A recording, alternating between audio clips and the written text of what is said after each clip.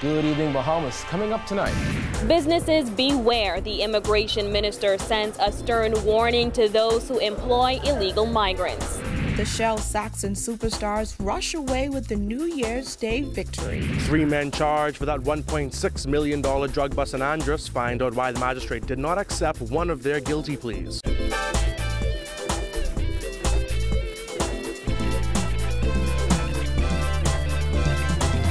Our news is brought to you by Alive, the nation's newest and best LTE network. Good to be alive. Welcome to our news and thanks for joining us. I'm Kyle Joaquin. Topping news tonight, days after the December 31st immigration deadline passed, Immigration Minister Brent Symonette today downplayed that deadline, insisting there is nothing new about enforcing the law. In fact, Symonette says one of the laws that will be strictly enforced targets employers who hire illegal migrants. This as he revealed a dramatic increase in applications during the last week of December. Jasmine Brown reports. While Symonette said there isn't exactly a new policy being implemented, he did say the minister's administration is hell-bent on enforcing existing laws. Let's correct something that I think we said the other day about policy. There's no new policy. The policy and the law has always been the effect for years that to be in the Bahamas, you have to be in the Bahamas legally. The difference that the Prime Minister announced is that we are not going to tolerate persons who are here illegally. So, i.e., persons who are breaking the law had the opportunity to regularize themselves, or the full effect of the law will happen. In the House of Assembly in late October, Prime Minister Dr. Hubert Minnis announced that illegal migrants in the Bahamas must leave the country by December 31st, 2017. Dr. Minnis warned that there would be an aggressive pursuit and deportation will be the fate of anyone who does not comply.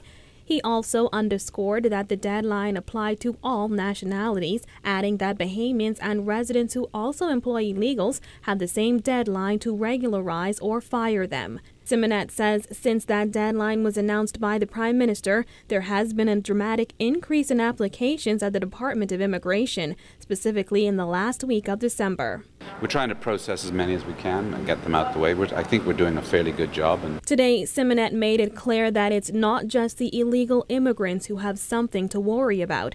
As he says, immigration officers will also be knocking on the doors of business establishments. Those owners should make sure that this week they send those persons home, or else they face a fine and a criminal sentence.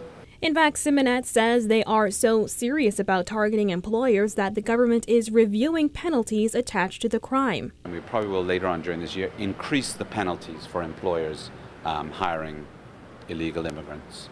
As for how the minister's administration will deal with shantytowns, Symonette says the government will make an announcement soon. Reporting for our news, I'm Jasmine Brown.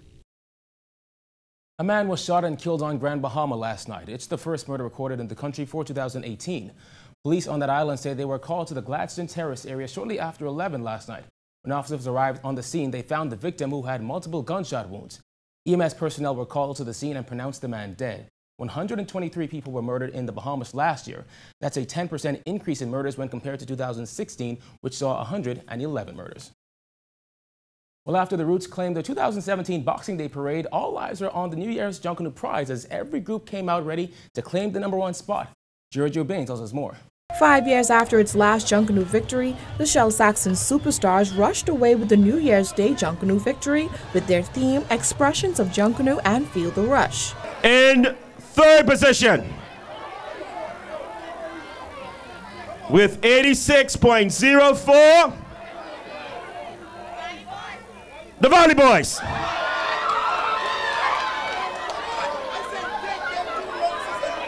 In second position, with a score of 86.54, One Family, and your winner of the 2018, unofficial winner of the 2018 New Year's Day Parade, Saxons, with a score of 88.66. The group secured the top spot in several categories, including Best Off the Shoulder, Best Overall Group Performance, Best Music, and Best Banner. This was the group's first win since the New Year's Junkanoo Parade of 2013. We show them you don't push the rat in the corner because the rat will bite you back. So what we came back to do is to show them that we are not giving up. We don't give up. We are Saxons, and we are Saxons in heart, in spirit, and in truth. Prime Minister Dr. Hubert Minnis, a longtime member of the Shell Saxon Superstars, was present at the group's shack in Mason's Edition last night and said the celebrations will not stop until it's time for the 2018 Boxing Day Junkanoo Parade. And we decided that coming out with everything we got, there's no group, even if all combined, they could not defeat us. Right. That's what. And now the Saxons are happy. They will be all night, and we will have one of the greatest victory party they've ever seen. Following its win in the Boxing Day Junkanoo Parade, Roots walked away with a disappointing 4th place with a score of 85.90, with Genesis placing 5th. Saxon's Public Relations Director Kendanique Campbell-Moss said the group's dry spell in recent years made them want the win even more, and now the victory is even sweeter. What separated us this morning was because we wanted it most. The blood was in our eyes. We hadn't won for a very long time. It was about execution and theme. We put in a great deal of work on our music. Our backline was thumping. The music had to be locked. Choreograph had to be down. We put in a lot of work, and it showed. It paid off, and it was absolutely a mammoth task, but we got it done. Gary Cooper, who calls himself the best speller, says the group will continue to be on top. Be going for another 4 straight. We ain't gonna lose no more now, because every time you look around, it will be the Saxon. Boxing Day on New Year's. Reporting for R News, I'm Georgie O'Bain. Now that the Junkanoo season is over, focus is now shifting to Bahamas Junkanoo Carnival. And according to Minister of Youth, Sports and Culture, Michael Pintard, while Carnival will go on, there will be significant changes this year. Pintard confirmed that the government has made a decision to cut funding for that event. Our position is that those persons who are intending to further develop Carnival, they should do so as a private enterprise. The Carnival companies have been doing just that. We don't intend to stand in their way, nor do we intend to invest a substantial amount of Bahamian funding into it. We believe there are other cultural forms that are priority. It does not mean that at some future date down the road we would not give consideration to looking at a subvention issue, but that is not our position today. The 2015 financial report showed that the former government spent $12.9 million on the event when it had only budgeted $9 million. The 2016 Carnival cost $9.8 million, with the former government subsidizing $8.1 million of that amount. According to Pintard, the numbers are still being crunched for the 2017 Carnival. Pintard explained that if government is going to be financially involved in the concert series associated with the Carnival weekend, there must be a significant Bahamian element. Any concert series associated with that weekend, that 3rd to the 5th, must essentially be Bahamian bedded. In other words, Rake and Scrape, Gombe, Junkanoo must be the underpinning if it is to have any degree of government involvement. 2 Bahamians and a Jamaican man appeared in the magistrate's court where they were charged in connection with a seizure of $1.6 million worth of drugs in South Andros. Jared Higgs reports. 41-year-old Valentino Carey, seen here in the blue shirt, 45-year-old Dwayne Forbes, pictured in the camouflage, and 47-year-old Donovan Hart, shown in the red shirt, were all brought before Magistrate Samuel McKinney, charged with that $1.6 million drug bust in South Andros last week.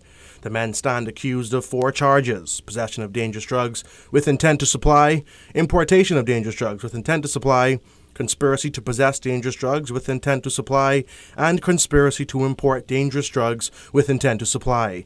Carey, a resident of Cox Way here in New Providence, and Forbes of Kemps Bay, South Andros, pleaded not guilty to the charges. They were represented by attorneys David Cash and Ian Cargill, who told the court that their clients alleged that they were beaten by police officers and denied medical treatment while in custody. The third defendant, Jamaican national Donovan Hart, initially pleaded guilty to the charges. However, when he was read the prosecution summary of the case, he denied having knowledge of the presence of the drugs when he boarded the soon-to-be intercepted Go Fast vessel in Jamaica. Magistrate McKinney then changed Hart's guilty plea to not guilty. Hart was not represented by an attorney. Now, after recording Hart's plea as not guilty, he remanded all three suspects to the Bahamas Department of Corrections, where they returned to the magistrate's court at the end of February to stand trial. Reporting for our news, I'm Jared Higgs. Well, two men also brought before the courts charged with two killings that took place over the holidays. 26-year-old Anastoyan Roll of Malaysia Way is accused of killing 25-year-old Alex Ramming on Boxing Day. He's also charged with attempting to kill Donnies Nottage. The second murder accused is 24-year-old Charles Wims of East Street. He is charged with the December 27th killing of Omar Dorset. According to police reports, a man was inside his 6th Street home with several other family members when two men entered, shot him, and fled in a Honda. Both men were remanded to the Bahamas Department of Corrections until February 26th, where they'll be served with a voluntary bill of indictment. Attorney Alex Dorset represented both men. Cabinet Office announcing this afternoon that the Prime Minister will undergo a minor surgical procedure tomorrow at Princess Margaret Hospital. Deputy Prime Minister Peter Turnquist will serve as acting Prime Minister from Wednesday to Friday.